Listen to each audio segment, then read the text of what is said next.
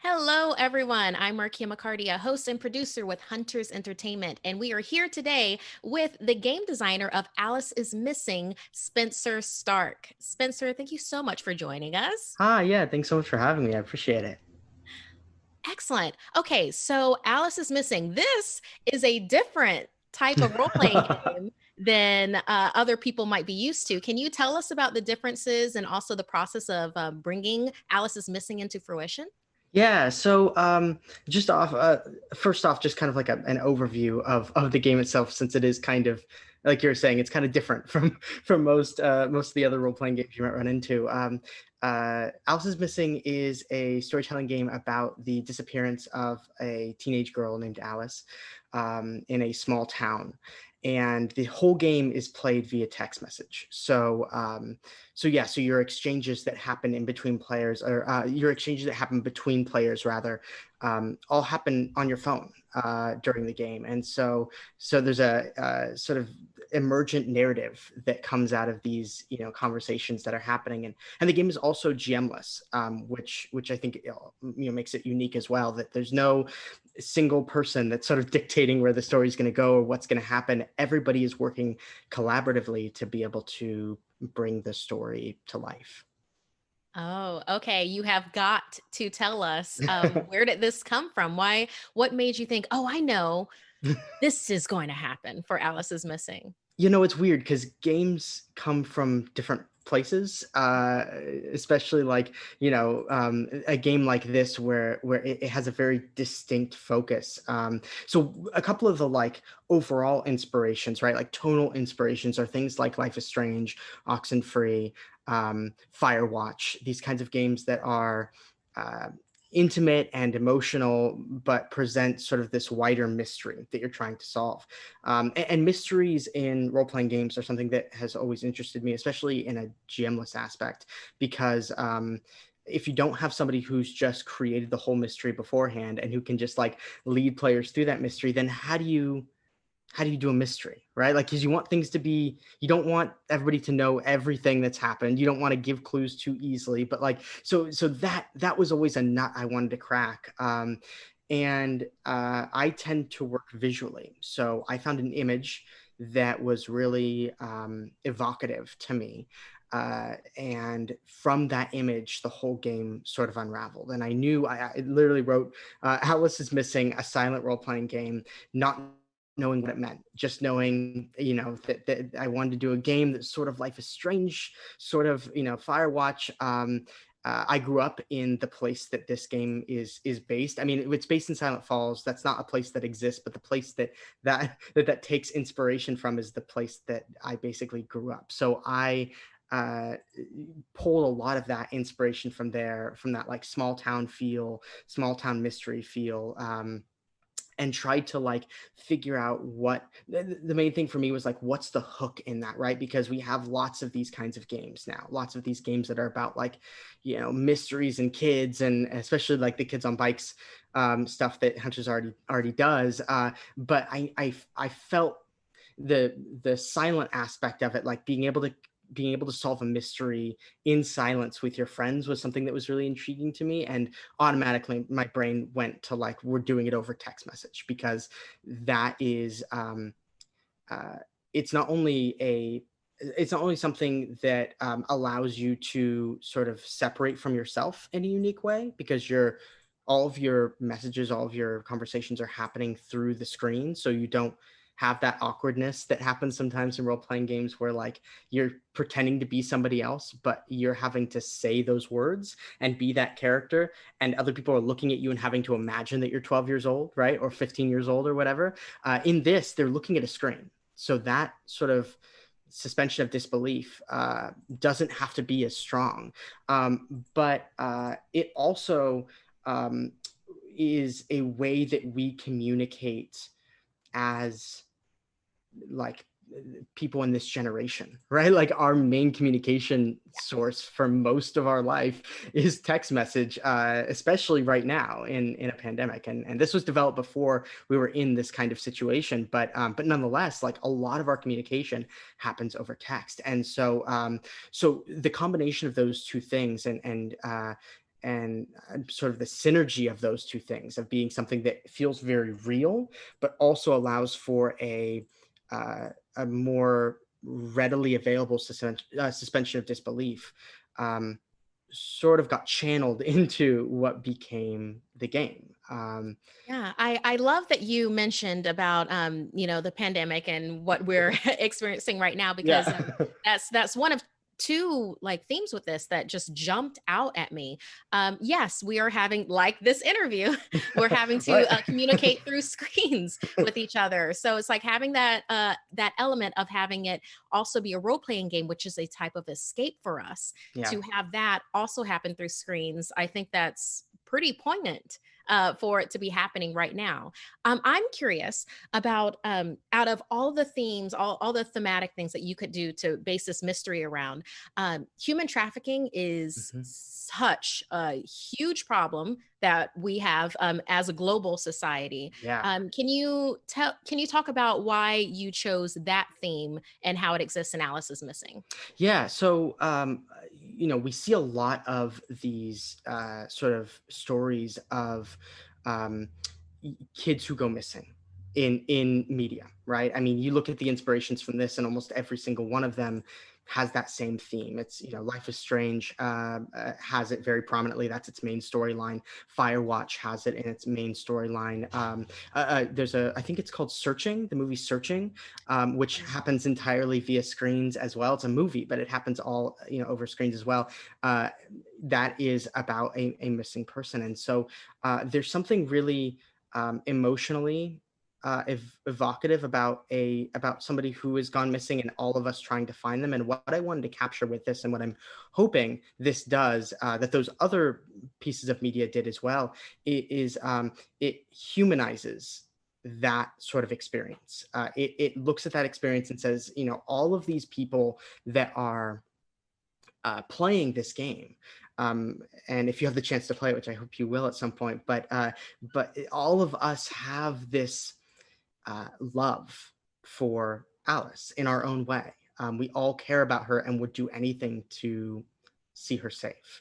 And the game shows us the extents to which we would go to save our friend who's put in a perilous situation. And I think that, inherently sort of in the theme of the game, it feels like there's an element of human trafficking that could come into that. And I think that the game is open to whatever your group wants to sort of engage with, as far as that's concerned. It doesn't have to go there. It very well could, right? And I think that those are conversations that are important to have. And if you as a group feel like that's someplace that you're okay exploring in a game like this, then by all means, the game is, the game opens itself up to be able to have those difficult conversations, and to see this person that has gone missing as um, the most important element of all of our lives for the 90 minutes we play, right? Right. And so that's really evocative and important, I think, to sort of step out of games that are, even for just a moment, even for just the 90 minutes that you play, step out of this idea that games are just about killing monsters and taking loot, right? That games can have a human experience, can make There's you feel. different ways to experience your games. Games are Yeah. not just one flavor, Yes. go ahead and have the spectrum of games, the spectrum like of human emotion. Right, right. And so by allowing the game to sort of engage with that, and allow us to have an experience, an emotional experience through this collaborative role playing uh, thing that we're doing, right? Uh, it hopefully shows people that there are more ways to engage in interactive media than just your normal sort of role playing game. But I think uh, that's along the spectrum. It depends on the group. It depends on how comfortable you are exploring those kinds of themes. Those things don't have to come up if you don't want them to, but the game does make space to allow for difficult themes like that to be explored. Okay, well, let's get into the nitty gritty with the mechanics Sure. of the game. Then, if you can go ahead and detail that out a little bit for us. Sure, yeah. So the game is a little more light on its mechanical side than you might be used to in some other role-playing games. But the mechanics that it does have uh, are I describe them as precise, right? Like they do what they need to do to be able to help move the story along. And it's a very role-play heavy kind of game. If you've played something like Fiasco or The Quiet Year or For the Queen, any of Mm, these kinds of prompt-based games, it has a very similar feel in concept. In action, it feels very different from those. The reason why is because the way that it works is that you have a deck of cards that have characters and motives and and like a whole bunch of different things that help you to set up the game. And I won't detail those all in full, but basically you like are able to build your character and build your world using some of those cards.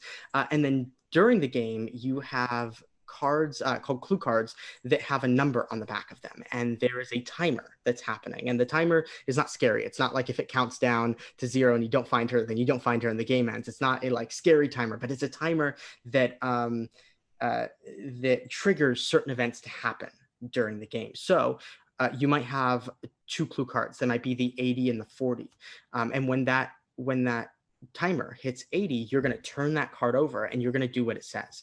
Most of the time, it's going to have you draw a card from either like a suspect deck or a location deck, and you're going to take that suspect or location and you're going to work it into the prompt that you have on the card, and then communicate that information via text message to all of the other players in the group chat or in individual chats, whatever, wherever you feel like it's best distributed. And then that card stays out on the table. At some point during the game, there will be a card that pops up that says, hey, take all the location cards or take all the suspect cards, shuffle them, and pull one. This is the culprit, and here's how you know. This is where Alice is, and here's how you know. And you're able to sort of then take that climactic information and present it to the group and have somebody ultimately like go after her to find her, and there's another card that's given out for that, and then the game sort of there's a card that turns at the 10-minute mark that sort of triggers that ultimate climax of the game, and what brings the whole thing together. And then once the timer goes off, the game ends and everybody's allowed to send one last message before we put our phones down and debrief together and then leave behind the game for good. So yeah, it all happens very quickly once you're into it. But that's kind of an overview of how the game plays. yeah, no, it's very exciting. It feels very intimate, actually, Yeah. with these characters, where it's like you make this person exists within this world, and everybody's just trying to figure out what has happened to this missing person that's instrumental in their lives. Yeah. Well, That and seems, yeah. the other part too that is sort of the one of the pieces that is the most interesting and the most resonant, I guess, with me during the game, is that you establish relationships to each other, and you have sort of these story arcs that happen between characters that are being played out as the game unfolds. So, like as things are happening, you're not just focusing on the events that are unraveling in context with Alice. They're also in context with your friends or your family members or whoever you're playing with in the game, characters in the game. Uh, and and so those moments where if you and I are playing characters that have the trait like I've given you the relationship like I don't think you like me, right? And you've given me the relationship I've always wanted you to be my friend. We get this weird dissonance with each other where I am under the impression, right, that you don't like me, and yours is quite the opposite. And over the course of the game, we discover those pieces about each other's character, and we're able to sort of have that resolution where we come together. And on top of all of that, everybody also has a secret that is on their character card that they it's a prompt, so every game it's going to be different, but there's a question it asks you, and you're basically like answering that question to create your secret for the game, and by the end of the game everybody should have revealed those secrets to at least one other person. So you get these other sort of pieces that unravel that are very character specific to you, that give the game sort of a full arc and shape, as opposed to just being a linear, track to find Alice. It's well rounded in that way, I hope. Yeah, it definitely sounds I'm stoked to play. I mean, that's happening. Yeah, so Spenser, I mean, there's a number of players out there that are very used to having GM. I mean, it's just something that you grow up with where it's like, oh, hey, here's their big GM that's going to tell us, this person's going to tell us everything that's going to happen, or prompt us a little bit to go ahead and add in what our characters do. What is your advice for players coming into Alice is Missing where it's like, hey, the whole GM thing, we're just going to set that over to the side. And now all of you are just going to be face to face, as in screen to screen, Yeah. with each other. So, what advice would you have for players that want to jump into this that are coming for more GM centric games? Yeah, look, there are so many great systems that use a GM, and having a GM is so useful in those cases.